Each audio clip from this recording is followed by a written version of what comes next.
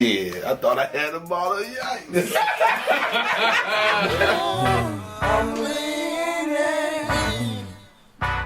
Hey yo, this is Jake People with the I'm Not Sober Drink Review, and thanks for tuning in. Today on the docket, I got something that I thought was very, very special.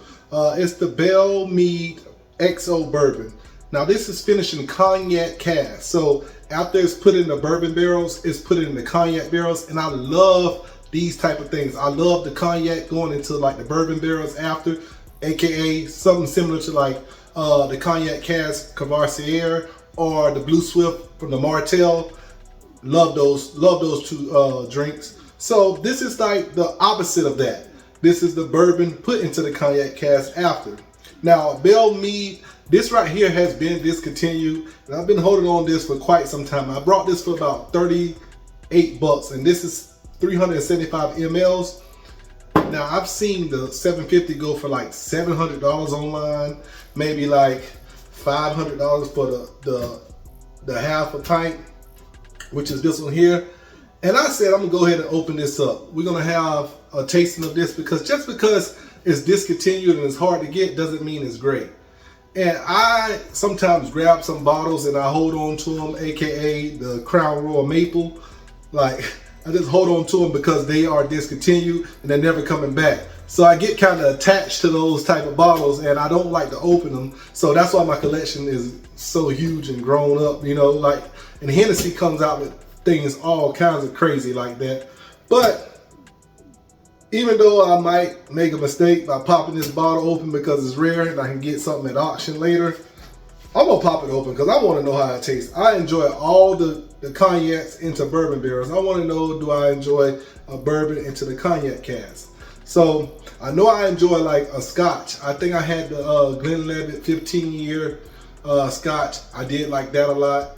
So, and that's really smoky. I don't really like scotches. So let's go ahead, without further ado, pop this open, man. Hey, if y'all know where y'all can find one for cheap, let me know. Drop a comment, please, because I want another one if it's good. So, based upon my review, drop the comment, let me know. Let's see. All right.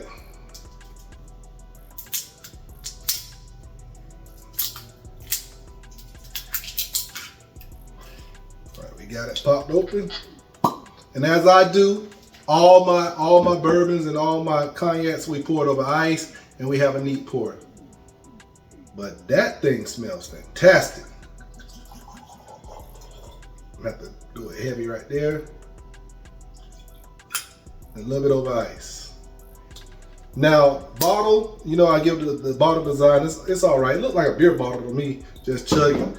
But it's just an all right bottle design.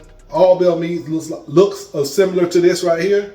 Small batch handcrafted. This coming in at 90.4 proof, so that's like 45.2% alcohol by volume.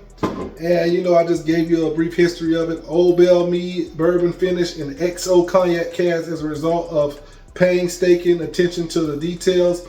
It is started by seeking out the only finest XO cognac cask and bourbon barrels. So it's a special barrel finish, basically no chill, no non-filtered. Let's go ahead and give it a nose. Like I said, it kind of smells like it got a bouquet on it like cognac does. This is smelling very great.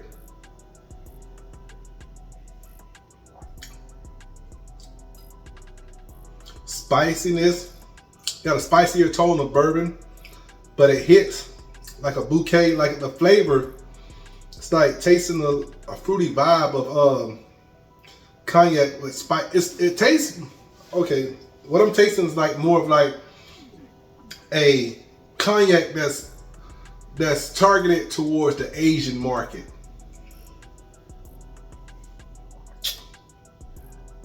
Now, what I mean by that is, like, if you check out one of my old videos, it's the Class VM Hennessy. That's for the Chinese market. That's aggressively spicy.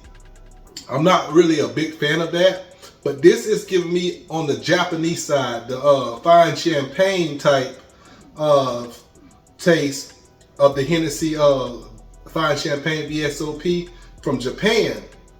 Now I call that aggressively smooth. It's like It hits you, but it doesn't sting you. So this is straight up. This is neat pour. You can't get over like that initial smell. The aroma and the taste is all coming together. This is a nice pour. I'm glad I opened it up. I'm glad I got to taste it. I did not pay a lot for it, but you know, the opportunity cost kind of get to you, boy. So got my Jake Fever glass. We got it with ice right here. Let's see how it tastes with ice. My. Now, mind you, it's still a bourbon. I'm getting more bourbon out of this than like cognac because I don't get the smell with it. I would rather have this neat than with ice, but the spiciness of it calms down and you still taste that floriness in it. They did a good job with this. A lot of bourbon drinkers probably don't like the fact that it got a little sweeter tone to it, but I enjoy it. At 45.2% alcohol by volume, when most of the cognacs are like 40% that you can get, I think this is a great find and a great buy. I'm gonna be sharing this with people every now and then. They gotta really appreciate bourbon and cognac together. This is Jake Fever with the I'm Not Sober Drink Review. I appreciate y'all for tuning in. If you tried this, tell me what you think. Yes, sir.